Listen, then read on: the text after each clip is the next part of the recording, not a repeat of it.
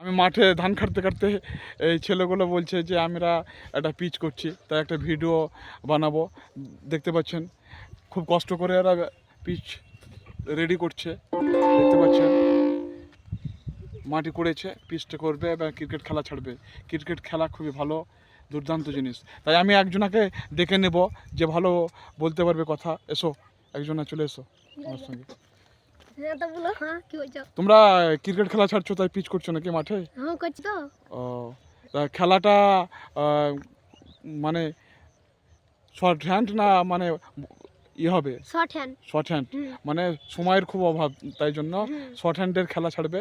মাঠে ধানের জমি, ধান কেটে নিয়ে চলে গেছে, তাই সে মাঠেই করছে খেলা, খুবই কষ্ট করে, দেখতে পাচ্ছেন।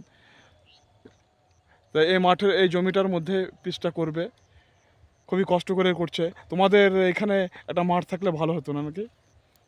ভালো হতো তো, তাই মাঠ নাই, তাই এখন খাটতে হচ্ছে গাধার মতন।